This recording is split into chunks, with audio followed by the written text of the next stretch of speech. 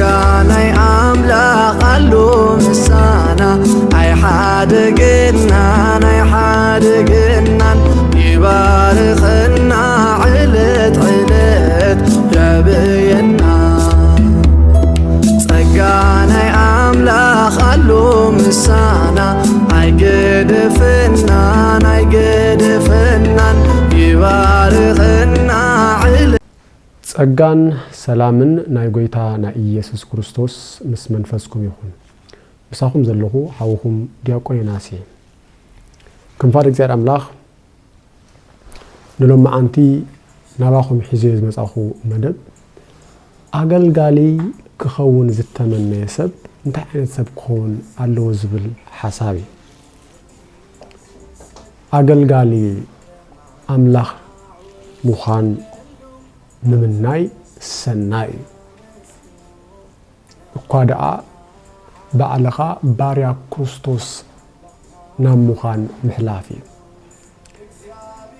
መጽሓፍ ከነጽናዕ ከለና ብፍላይ ናይ ጳውሎስ መጽሓፍ ተኸነጽናዕ ከለና ጢሞቴዎስ መጽሓፍ ምስ ፊሊሞና እና ቲቶ ሓዊስና ናይ መራሕቲ መጽሓፍ እዩ ንመራሕቲ ቤተ ክርስቲያን ዝተላእኸ መጽሓፍ እዩ ስለዚ ሓደ ሰብ አገልጋሊ ክኸውን ተደኣ ዝምነው ኮይኑ ናይ ቤተ ክርስቲያን አገልጋሊ ናይ ህዝብ አምላኽ አገልጋሊ ተላእኺ ክኸውን ዝምነን ተደኣ ኮይኑ እሰብዚ ብዝግባእ ናይ ጢሞቴዎስ መጽሓፍ ናይ ቲቶ ናይ ፊሊሞና ብዝግባእ ሓሳቡ ክርድኦ ኣለዎ ምክንያቱ ናይዚ ዘመን ዛ አገልጋሊ እንታይ ዓይነት ሰብ ክኸውን ከም ዘሎ ጳውሎስ ብዝግባእ ናብዞም ሰባት እዚኣቶም ጽሒፉልና ስለ ዘሎ ማለት እዩ ቀዳማይ ጢሞቴዎስ ምዕራፍ 3 ሓደ ቃል ከመልኩም እዩ መራሕቲ ቤተ ክርስቲያን ይብል እቲ ኤጲስቆጶስ ክኸውን ዝምነ ሰናይ ነገር ይምነ ዝብል ቃል ሓቂ እዩ ኤጲስቆጶስ እምበኣር መንቅብ ዘይብሉ ሰብኣይ ሓንቲ ሰበይቲ ብዓቀን ዝነብር ገዛእ ርእሱ ገቲኡ ዝኽእል ሓፋር ተቐባል ጋሻ ብቁዕ መምህር ክኸውን ይግባእ ዘይሰክር ዘይዋቃዕ ሕያዋይ ዘይበኣስ ፈታዊ ገንዘብ ዘይኮነ ቤቱ ብጽቡቕ ገይሩ ዘመሓድር ብኩሉ ርዝነት እዛት ውሉድ ዘለዎን ይኹን እናበለ ይቅጽለልና ማለት እዩ ስለዚ ሪእኹም ኣለኹም ሓደ ሰብ አገልጋሊ እንትዳ ክኸውን ኮይኑ ጳውሎስ ዘቐመጦም መስፈርት ኣለዉ ሓደ አማኒ ብጎይታ ብኢየሱስ ክርስቶስ ምስ አመነ ሎማ አመኑ ንጽባሕ አይተነመቸም ናብ አገልግሎት አይከይድ ክኸይድ እንተደለየኻ መስፈርት ዝተቐመጠሎሞ ነቶም ዝተቐመጡ መስፈራት ከማል ኣለዉ እምበኣር እዚ ሰብዚ እንታይ ዓይነት ሰብ ይኾን ኣሎ ሪእኹም ኣለኹም እግዚአብሔር አምላኽ ኣብ ዘመኑ ፈቃዱ አቐሚጡሎ ስለዚ እዚ ሰብዚ ናይ አምላኽ አገልጋሊ ክኸውን ተደኣ ደልዩ ነቶም እግዚአብሔር ዝሞተሎም ደቂ ሰባት ከገልግል ዝደል ድረኣ ኮይኑ እዚ ሰብዚ ናይ እግዚአብሔር ፈቃድ ብትኽክል ዝረድአ ሰብ ክኸውን ኣለዎ ፈቃዱ ምክንያቱ ነዞም ህዝቢ አምላኽ ከመሓድርን ክመርሕን ዝኽእል ብናይ እግዚአብሔር ፈቃድ እዩ ስለዚ ናይ እግዚአብሔር አምላኽ ፈቃድ ብናይ እግዚአብሔር አምላኽ ፈቃድ ብናይ እግዚአብሔር ቃል ዝመልአ ክኾን ኣሎ ከምቲ መጽሓፍ ዝብሎ ቃል ክርስቶስ ግና ብምልአት መሊኡ ይሕደርኩም ከም ዝበለ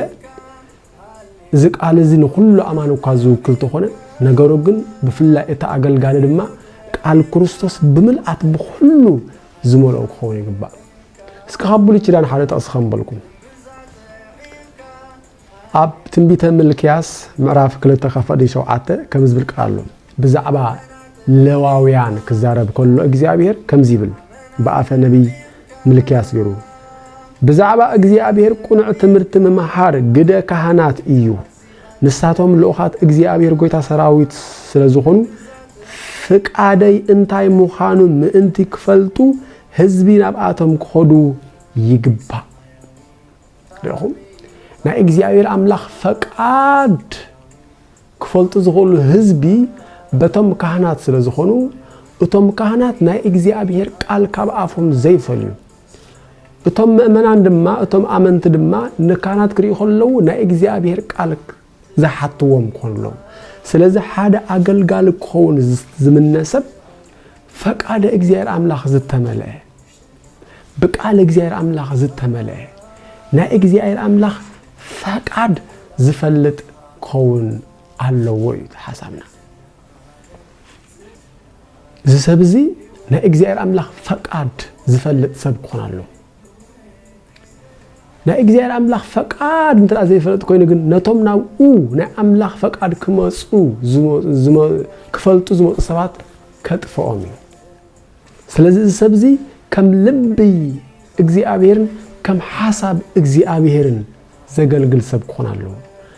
نا إجزاء بير لبن نا إجزاء حسابن زخون دما نا إجزاء بير فقاد مزفلتي نا إجزاء بير فقاد كفلت زخل دما نا إجزاء بير قال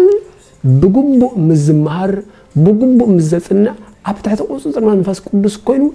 نقال اغزير املاح غزيه وسيدو مزمغبو ايو قال اغزير املاح بتخكل مزبلعي نا اغزير املاح فقاد نا اغزير دليت نا اغزير حساب اب زمنو كفافيلو مزفلتي زبزي كوم درا خوين نا اغزير املاح لبن حسابن الله يبال هذا زفوتو تقصخن بالكم أب قدام مصحف ساموئيل المعراف كلته فقد 36 بطعمي سلا ساموئيل سداربي تنبيتو كريستوس يبرغص ግን ተሐሳብ ከምዚብል ንካህን ኤሊ እግዚአብሔር አምላክ ዘራበ ሆነ አነኻ ከም ፍቃደይን ከም ሐሳበይን ዝገብር ኡሙን ካህን ከተንስኤ ፕሬዝ ጋድ አነኻ ከም ፍቃደይን كم حسابين زجبر كهنه كتنسيل سلازي حدا أقلقالي كم فقاد إجزي أبيهرن كم حساب إجزي أبيهرن زجلجل سبقون له مخنياتو إذا سبزي ناي سبات أقلقال راح يكونه نايتم إجزي أبيهر زموتلهم نايتم إجزي أبيهر دم زفس سلم سبات زجلجل سب سلازي السبزي نا إجزي أبيهر فقادن نا إجزاء حسابن كم فقادين كم لبين زغلغل قبل كله زسبزي نا إجزاء بير حساب نا إجزاء بير لبي نا إجزاء بير فقاد كوين تاخذ بالكلكم قال إجزاء بير كم غبالو مايت قال إجزاء املاح درعت مغيبو دما فقادو اب قالو سلازلو ن إجزاء املاح كحغوس كيلو ندق سبات دما بسرعات كغلغلن كم فقر إجزاء أملاح كم جبن يخال مالتي عندنا أبتم بيت إرمياس مراف سلسته هذا قالوا تم بيت إرمياس مراف سلسته في العصر تبعته كم زيبل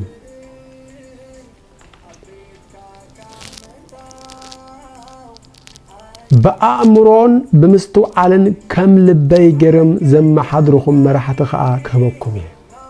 بأمرون بمستو علن كم لبي جرم زقل قلهم مرحة خاء كبكم كم انتاي كم لبي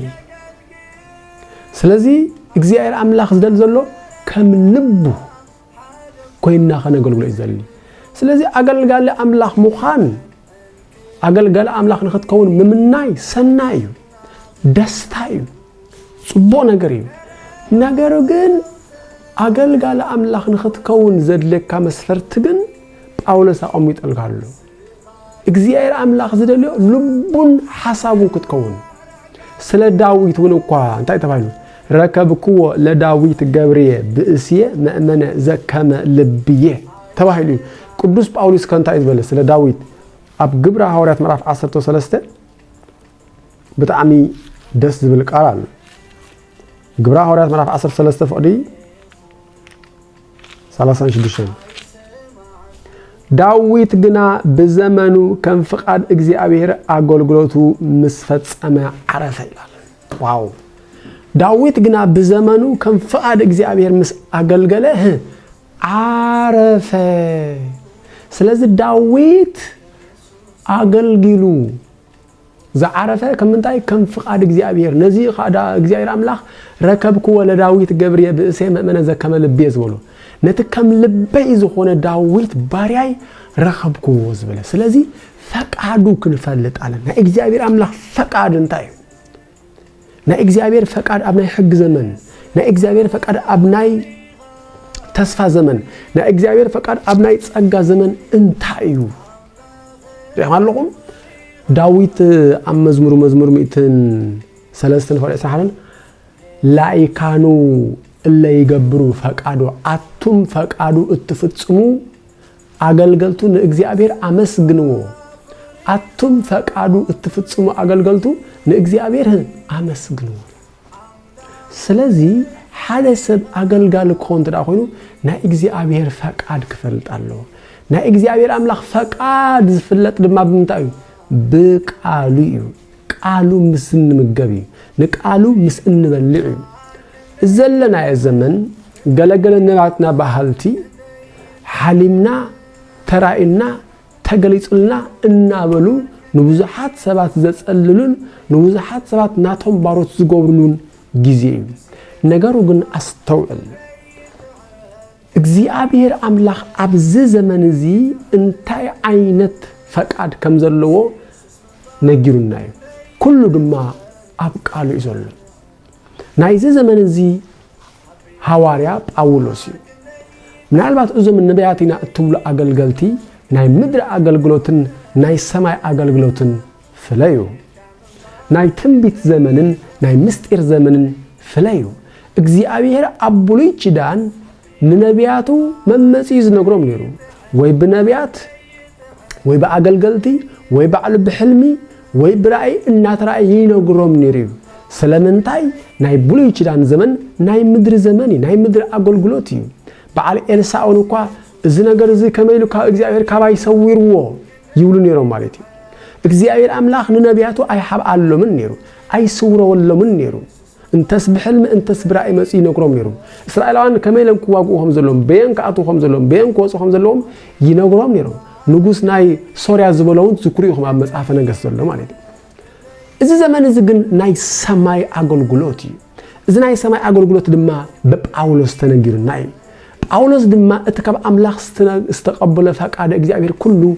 ነግሩና እዩ አልቦ ዘሃባኩኩሙ ወኢዘ ነገርኩኩሙ ኩሎ ምክሮ ለእግዚአብሔር ኢሉ እቲ ካብ አምላኽ ዝተቀበለ ኩሉ ፈቃድ ነግሩና እዩ ግብረ ሐዋርያት ምዕራፍ 10 27 ኩሉ ምኽረ አምላኽ ነገርኩኩም እንበር ዘትረፍኩልኩም የብለይን እሞ ካብ ደም ኩልኻትኩም ንጹህ ሙኻነይ ሎም መዓልቲ እምስክረልኩም ኣለኹ ይብለና ጳውሎስ እግዚአብሔር አምላኽ ንጳውሎስ ፈቃዱ ነይርዎ ጳውሎስ ድማ እቲ ካብ እግዚአብሔር ዝተቀበለ ፈቃድ ምንም ከይሓበን ምንም ከይትረበን ኩሉ ንአና ንደቁ ነገርና ስለዚህ ናይ ዘመን ዝ አገልጋል ክትከውን ትራደሊኻ ናይ ጳውሎስ መጽሐፍት ብዝግባ ክትፈልጣለካ ጳውሎስ ድማ እንታይ አይነት ሰብ ክትኮን ከም ዘለካ ነግርካሉ ስለዚህ ናይ እግዚአብሔር ፈቃዱ ክትፈልጣለካ ፈቃዱ ክትምርምር ኣለካ እግዚአብሔር እንደቅ ሰባት በኸመይ ዘአመሰለ መንገድ ይኮርሖም ዝደሊ በመንታይ ከጽድቆም ዘሊ በኸመይ ይኮርሖም ዝደሊ ናይ እግዚአብሔር ፈቃዱ እንታዩ ንኽንፈልጥ መጽሐፍት ብዝግባ ክንምገብ ኣለና መጽሐፍ ቅዱስ ናብ ሕልሚ ኮናን ክንቋምጥ ዘለና ንኽንበል ንኽንሐልም አይኮናን ተስፋ ክንገብር ዘለና መጽሐፉ እትኒ ጳውሎስ እቲ ምኽረ አምላኽ እቲ ፈቃድ አምላኽ ኩሉ ነገርኩም በር ምንም አይሐባኩልኩምን ከም ዝበለና ስለዚህ እንጽበየትን ቢት የለን እንጽበየ ተስፋ የለን ኩሉ ተነግሩናይ ኩሉ አቀምጡልናይ ስለዚህ ነተስተገለጸ ካቡሉ ወለዶ ተሰወረ ምስጢር ሕጅግ ንቅዱሳን ተገልጸ እኮይን ወለ ጳውሎስ ስለዚህ ነተ ተሰውር ዝነበረ ግን ከአዝ ተገልጸ ነዚ ምስጢር ዝፈሪጥና ፈቃዱ ፈሪጥና ኢና ከነገልግል ዘለና እንተ ደይ ኮይኑ ንባዓልና ስሒትና ንህዝብ አምላኹን ኣብ እንክልልን ኣብ ሓሸውየን ከነነብሪና ማለት እዩ ስለዚህ አገልገልተኹን ኮንትራልና ብዝግባ ቃል አምላኽ ከፋፊልና ከነጽና ይግብእና ሓረኽል ተጠቕስኹ ስኹሞ ያአኽለኒ ጳውሎስ ኣብ ጢሞቴዎስ ሓደ ቃል ዝዛረበሎ ካልኣይ ጢሞቴዎስ ምዕራፍ 3 ፍቕዲ 16 እቲ ናይ ኣምላኽ ሰብ ፍጹም ንሰናይ ግብሪ ዘበለ ኣጸቢቑ ዝተዳለወ ምእንቲ ክኸውን ብመንፈስ ኣምላኽ ዝተጻሕፈ ቅዱስ መጽሓፍ ንትምህርቲ ንተግሳጽ ንምእራም ቁኑዕ ናብራ ንምምሃር ይጠቅም እዩ ንሰናይ ግብሪ ዘበለ ኣጸቢቑ ዝተዳለወ ምእንቲ ክኸውን ሰናይ ግብሪ ዘበለ ዝተባህለ ንወንጌል እዩ ካልእ ግዜ ክመጽእ ሰናይ ግብሪ ተባሂሉ ዘሎ ኣብ ናይ ጳውሎስ መጽሓፍቲ ንወንጌል እዩ ስለዚ እቲ ናይ ኣምላኽ ሰብ ፍጹም ንሰናይ ግብሪ ኣጸቢቑ ዝተዳለወ ምእንቲ ክኸውን ማለት ንወንጌል ንናይ ወንጌል ስራሕ ኣጸቢቑ ዝተዳለወ ምእንቲ ክኸውን ብመንፈስ ኣምላኽ ዝተጻሕፈ ቅዱስ መጽሓፍ ንትምህርቲ ንተግሳጽ ንምምሃር ቁኑዕ ናብራ ንምምሃር ይጠቅም ስለዚ መጽሓፍ ቅዱስ ኢኻ በደንብ ክትምሃር ዘለካ እምበር ክትሓልምን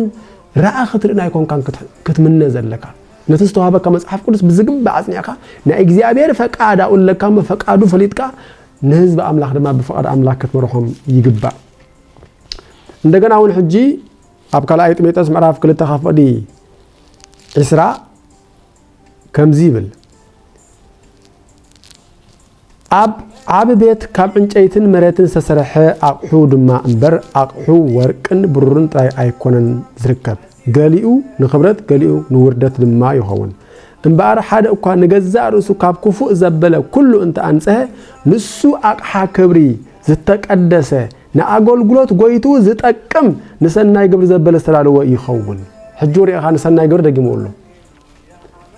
እምበኣር ሓደ እኳ ገዛእ ርእሱ ካብ ክፉእ ዘበለ እንተ ኣንጽሐ ንሱ ኣቕሓ ክብሪ ዝተቀደሰ ንኣገልግሎት ጎይቱ ዝጠቅም ንሰናይ ግብሪ ዘበለ ዝተዳለወ ይኸውን ስለዚ መጽሓፍቲ ብዝግባእ ከፋፊልና ክነጽንዕ ይግብአና እዩ ማለት እዩ ሕጂ እውን ኣብ ካልኣይ ቆሮንቶስ ምዕራፍ 2 ፍቕዲ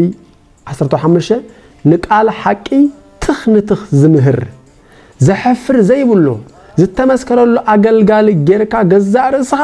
ንኣምላኽ ከተወፊ ጻዓር ንቃል ሓቂ ትኽንትኽ ዝምህር rightly dividing the word of truth ዝብሎ ማለት ቃል ኣምላኽ ከፋፊልካ በበዘመኑ ከፋፊሉ ዘጽንዕ ሰብ ክኾን ኣለዎ እንተደይ ኮይኑ ናይ ሕግን ናይ ጸጋን ዘመን እንዳሓዋወሰ ንህዝቢ ኣምላኽ ኣብ ኮንፊዝ ዘእቱ ማለት እዩ ስለዚ ንቃል ሓቂ ቃል ሓቂ ዝተባህለ ቃል ኣምላኽ ማለት እዩ ቃል ኣምላኽ ሓቂ ሓቂ ዝኸውን ግን ኣብ ዘመኑ ምስብኽ እዩ ስለዚ ሓደ ኣገልጋሊ ክኸውን ዝደሊ ሰብ ቃል እግዚአብሔር ኣምላኽ ብደንብ ዘጽንዕን ብደንብ ዝተማርን ብፍላይ ድማ ናይ ጸጋ ወንጌል ዝተባህለ መጽሓፍ ብደንብ ዝረዳ ሰብ ክኸውን ደኣምበር ዝሓልምን ዝንበን ጥራሕ ኣይኮነን ክኸውን ዘለዎ ጸጋን ሰላምን ናይ ጎይታና ኢየሱስ ክርስቶስ ምስ መንፈስኩም ይኹን ሰላም